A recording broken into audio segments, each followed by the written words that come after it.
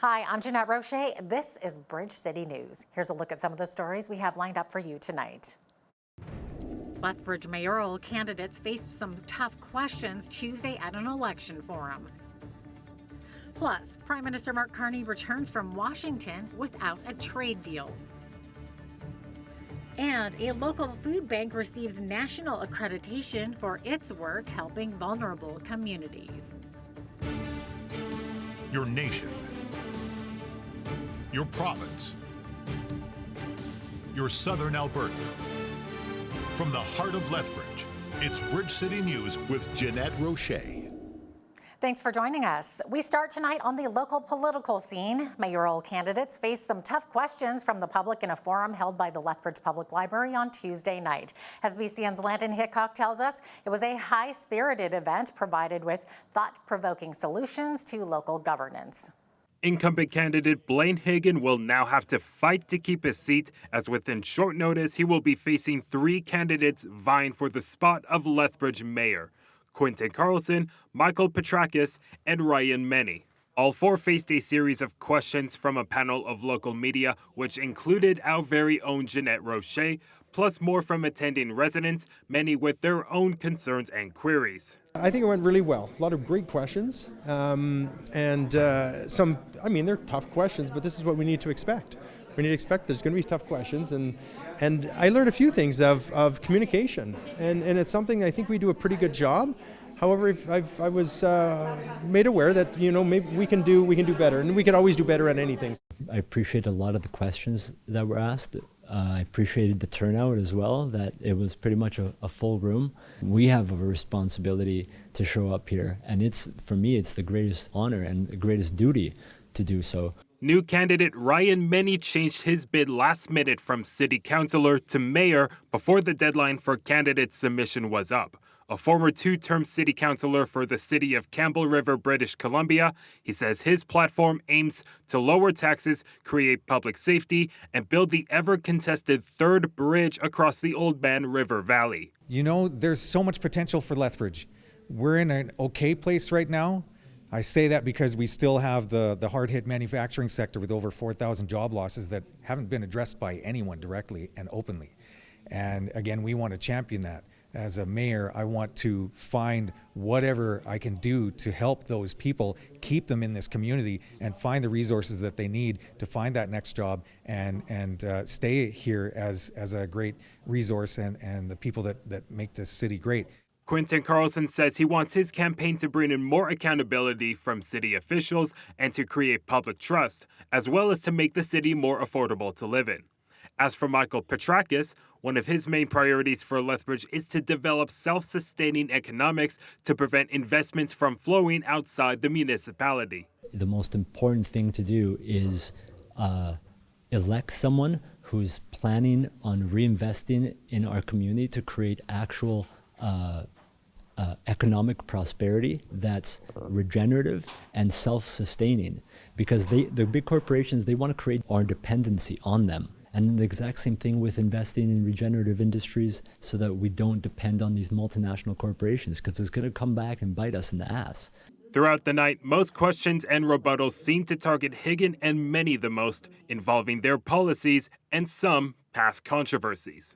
We're all here to do what best we can for our community, and anyone there can do that. And I'm not going to discount them, because I just know that I can hit the ground running from day one. And I already have the relationships built with the provincial and federal level. And from day one, we're not going to lose any momentum. We're going to keep rolling forward. For Bridge City News, I'm Landon Hickok. BCN was unable to speak to Quentin Carlson after the conclusion of the event. Last night's mayoral forum also shed light on a brewing controversy surrounding the naming of what is now the visitlethbridge.com arena. A member of the audience raised the issue of an alleged conflict of interest involving Mayor Blaine Higgin. At issue is the claim that the city approved of $400,000 in destination marketing fees to pay for the naming rights of the arena. The program manager for visitlethbridge.com is Shilpa Stalker, a longtime supporter of Higgin. Visit Lethbridge is also a supporter of yours via the Mayor's Barbecue and invites to the chuck wagon races on the community dollars. as well as Shopa is a donor of yours specifically. Did it occur to you that it could be a conflict of interest to rename the arena of the Sportsplex to visit Lethbridge.com, considering your personal relationship with Shopa? There's absolutely zero conflict of interest. If there was, it would have been challenged from my colleagues, or somebody would have wrote in if there was a conflict of interest. I don't know why it would come out now, years later, literally. We have an organization that does incredible work within our community and does that work without the cost to taxation. So I know a question is asked by someone that is highly supportive of probably increasing funds to another organization, but they're under review right now, and we're going to look exactly to make sure that the dollars that are going to those organizations are benefiting the community of Lethbridge. Today, Visit Lethbridge.com fired back at mayoral candidate Ryan Meny, accusing him of raising this issue in an unsolicited email being sent out to voters. The online platform, which is operated by the Lethbridge Lodging Association, took exception to Meny's suggestion that it's a private interest group representing big hotel chains. The association says it's made up of a mix of locally owned and branded hotels that collectively employ thousands of Lethbridge taxpayers, generate millions of dollars in annual economic activity, and play a vital role in supporting local events and tourism initiatives that benefit the entire community. The group has formally requested that Mr. Meny issue a correction and apology to all recipients of his unsolicited email. After Tuesday night's forum, Meny admitted he has faced some backlash over those emails. I have a team that is collecting email addresses for people throughout our region. Their methods, they share with me that, we were putting out a blast. Where they get those individually, I can't say. I've actually been shocked by the response of people who don't want to be communicated with. I've been shocked by someone who reached out and wanted to confirm, and I was very easily able to show them, well, your email is actually on the internet, and here's where I got it, and it was that's how we found you in that case. But also being transparent, city clerk said you can continue to communicate with people. Just the way you phrase it, and specifically the footer of your emails, there's regulations around that. Don't say specifically that you subscribed. That was an error the first time around. It's something that we're very easily able to fix. And again, if someone chooses to not want to hear from me, I'm okay, taking care of that. And just a reminder that advanced voting is now open for the municipal election. Residents can get all the information they need at lethbridge.ca/election. You can check out voting locations and times, and when you vote, you'll get a sticker created by some local students. The city teamed up with local school divisions to launch the I Voted sticker contest. K-12 students were invited to design stickers that voters will receive after they cast their ballots. 6 different winning designs have been selected and will be available at voting stations. Residents of Medicine Hat will have plenty of choices in their upcoming municipal election. 6 candidates are vying for the mayor's seat, and 39 candidates are running for 8 councillor positions. BCN's Naveen Day caught up with 2 well-known names in the mayoral race. The long list of candidates running in Medicine Hat's civic election is an indication that the community is looking for change after years of infighting at City Hall. That is according to observers and witness accounts. Despite her tumultuous first term, incumbent Lindsay Clark says she feels that if she is not re-elected, much of the progress made over the last 4 years will be undone. I explain it as follows. You buy a house, an older house, you get in there, you start doing renos, taking down walls, and you find mold. And you got to remediate the mold to make the house healthy. That's just a fact. And I think I was a bit concerned that the new council, if I didn't run, would be tempted just to drywall right over that mold. And that was the reason why I wanted to run, so we could continue with the progress that we've already made and continue to have an exciting future that brings Medicine Hat into 2025. Another candidate is former 3-time MLA Drew Barnes. He says his political connections will help expedite projects and initiatives faster. Many of my past MLA colleagues have reached out to me congratulating me for running for mayor, encouraging me and supporting me. So my connections in Edmonton will absolutely help Medicine Hat, with our government programs, with our requirements. Naveen, we're in the middle of a lack of jobs and opportunities here. Many Medicine Hatters, as much as we have a beautiful, beautiful city, want more jobs and opportunity for our kids and our grandkids to stay here. So my connections in Edmonton will only help. Other mayoral candidates are Mark Fisher, Andy McGrogan, Alan Rose, and Chris Samraj. Advance polls are open October 14th to 18th, with Election Day on October the 20th. For Bridge City News, I'm Naveen Day. BCN reached out to the other 4 candidates, but they either declined an interview or did not respond. Prime Minister Mark Carney is back in Ottawa today after leaving Washington without announcing any breakthroughs on a new trade deal with the U.S. President Donald Trump praised Carney as a great leader and tough negotiator ahead of their high-profile meeting on Tuesday. But Wednesday, during question period in the Commons, Conservative leader Pierre Poilievre shared a different view. Yesterday, the Prime Minister promised the President that he would increase Canadian investment in the U.S. by $1 trillion if he gets the agreement that he expects to get. Mr. Speaker, in exchange for $1 trillion of job losses in Canada, will he at least get an end to the U.S. auto tariffs that are killing jobs for our workers in Ontario? The President of the United States and myself had a meeting of minds yesterday with respect to the future of the steel sector, the aluminum sector, the energy sector in cooperation, which is why our teams are negotiating the terms of those deals. And we are working, as the President himself said in the Oval Office, on the modalities of an auto agreement. Trade Minister Dominic LeBlanc is still in Washington trying to get some relief for the Canadian sectors being hit by the U.S. levies. Alberta Premier Danielle Smith told a Toronto conference Wednesday that she thinks Prime Minister Mark Carney is taking the right approach to trade talks with the U.S., emphasizing the mutual benefit of a deal over threats of not making one. My approach has been with the U.S. president. And it seems to me, just looking at our Prime Minister's approach, I think he might have read his book. Which is what I was encouraging people to do, The Art of the Deal.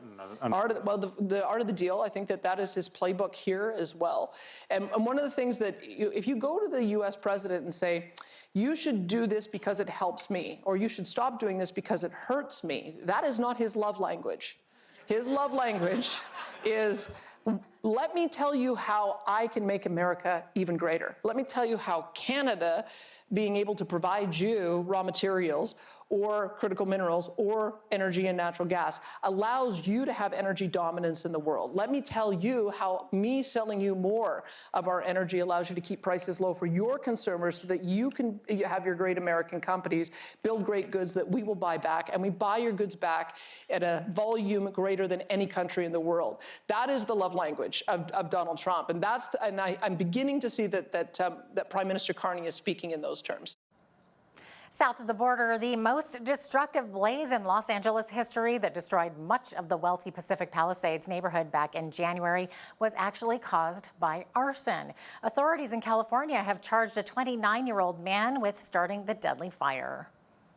Today, we are announcing the arrest of 29-year-old Jonathan Rinderknecht for igniting a fire that ultimately burned down the Palisades earlier this year, killing 12 people, destroying more than 6,800 structures, both homes and businesses, and damaging over 1,000 more buildings. The allegations in the affidavit are supported by digital evidence, including the defendant's ChatGPT prompt of a dystopian painting showing in part a burning forest and a crowd fleeing from it. Investigators determined that the Palisades fire reported on January 7th was caused by an intentionally set fire near a viewpoint along the Temescal Ridge Trail into Pegna State Park on January 1st. The fire was a holdover fire, meaning it was deeply seated in dense vegetation and roots and continued to burn undetected until catastrophic weather ensued, resulting in the Palisades fire. The Eaton fire, ignited the same day in LA, killed another 19 people and destroyed 9,400 structures. Not sure what to do with your used batteries? The City of Lethbridge has launched a curbside battery collection program in partnership with Call to Recycle Canada. The campaign will run from November 18th through the 28th. During this time, residents can place their household batteries in sealed plastic bags and set them on top of their green cart on their regular collection day.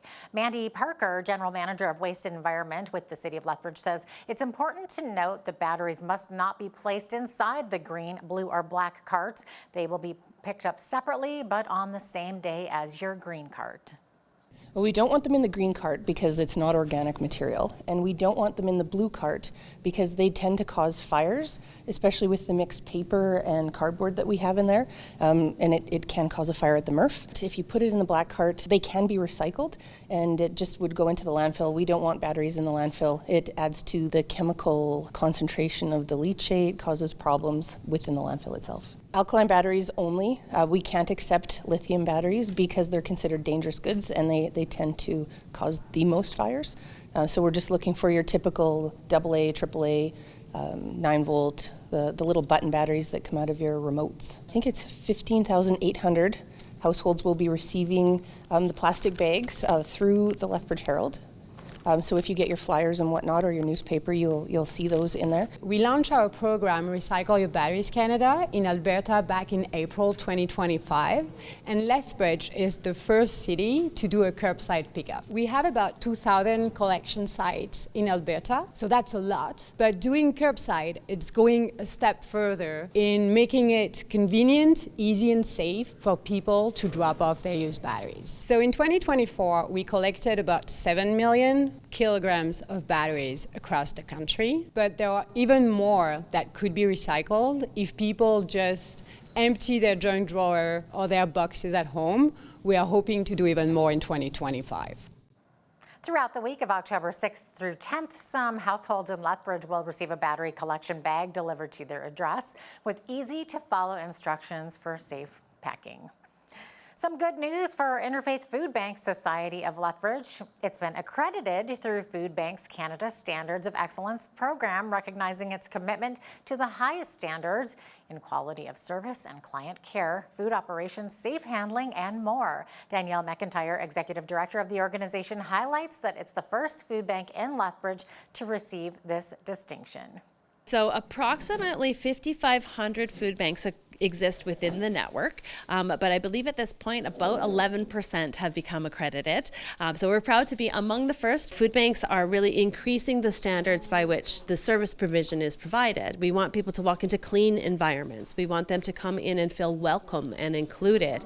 Perhaps even have somebody who can speak their language or interpret to help make sure that access to services isn't hindered by different kinds of barriers. On the food safety side, obviously any food operation in the province or across the country needs to comply with their local health code. But Food Banks Canada sometimes takes things a step further and says, we want to know how you are transporting your food, that you are making sure that it is appropriately stored according to the temperatures that it needs to be. Your trucks are clean, that your freezers and coolers are at the proper temperatures. So it gives us an opportunity to say, not only do we meet the standards, we meet the standards of excellence for Food Banks Canada. Since 2010, Food Banks Canada has shared over $829 million in food supports and over $245 million in funding to help maximize collective impact and strengthen local capacity. Such wonderful work that they do over there. Well, we had another beautiful fall day in the books. I'll be right back with a look at the local and national forecast.